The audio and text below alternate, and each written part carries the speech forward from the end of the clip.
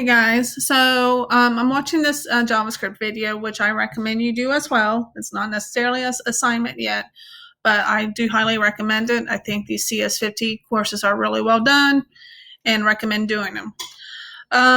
Anyway, so I'm at this point on 8:49 on the JavaScript video, and he's using a different IDE than what we've been using. So I wanted to explain how we can replicate what he's doing, practice along with him using VS Code.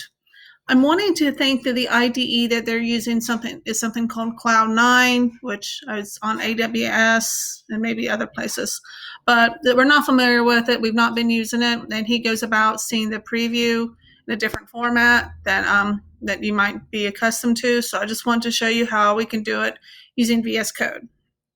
Okay, so I just typed up the syntax that he has, all of that. And it's on here in VS Code. Same thing that he's got. I'll just go ahead and do it again. And so I do the emit by hitting Shift and the exclamation point, hit Tab.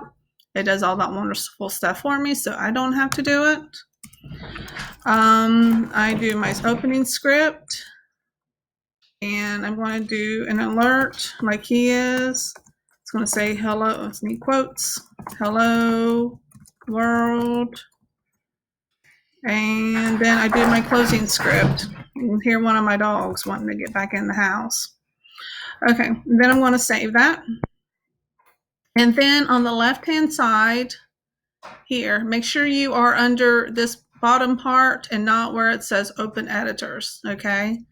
Because this has your open files, but this is where you need to be at to do this. So right-click on it, open with live server, and it says hello world. So it does the alert, which is basically a pop-up.